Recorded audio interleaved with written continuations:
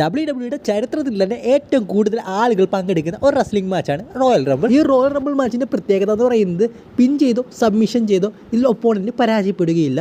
പകരം എതിരാളിയെ റിങ്ങിന് വെളിയിലേക്ക് എടുത്തെറിയണം. ആ ഒരു എതിരാളിയുടെ രണ്ട് കാലം നിലത്ത് മുട്ടിക്കഴിഞ്ഞാൽ ആ ഒരു വ്യക്തി ആ ഒരു മാച്ചിൽ നിന്ന് പുറത്താണ്. ഈ ഒരു വീഡിയോയിലൂടെ നമ്മൾ നോക്കാൻ പോകുന്ന റോയൽ റംബിൾ മാച്ചിൻ്റെ ചരിത്രത്തിൽ ഏറ്റവും വേഗം പുറത്തായ താരങ്ങൾ ആരൊക്കെയാണെന്നാണ്. ഇതിൽ 10ാം സ്ഥാനത്തുള്ളത് ഗിൽബർഗാണ്. 1999 റോയൽ റംബിൾ 6 സെക്കൻഡിനുള്ളിലാണ് അദ്ദേഹം പുറത്താകുന്നത്.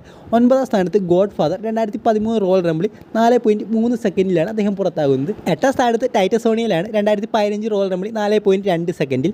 ജെറി ദ കിങ് ലോയർ ആണ് 7ാം സ്ഥാനത്ത് 1997 റോയൽ റംബിൾ 4.1 സെക്കൻഡിൽ. ബുഷ്വാക്കർ ലുക്കാണ് 1991 റോയൽ റംബിൾ 3.9 സെക്കൻഡിലാണ് അദ്ദേഹം പുറത്താകുന്നത്. 5ാം സ്ഥാനത്ത് ഓവൻ ഹാർട്ട് 1995 3 സെക്കൻഡിനുള്ളിൽ. 4ാം സ്ഥാനത്തുള്ളത് നോവേ ഹൊസയാണ് 2019 റോയൽ റംബിൾ 2.3 സെക്കൻഡിൽ. 3ാം സ്ഥാനത്തുള്ളത് ഷേമസ് ആണ് 2018 റോയൽ റംബിൾ 2.2 സെക്കൻഡിൽ. 2ാം സ്ഥാനത്ത് വാർലോഡ് 2.3 സെക്കൻഡിലും. 1ാം സ്ഥാനത്ത് 1.5 സെക്കൻഡിൽ സനിലുമാർ.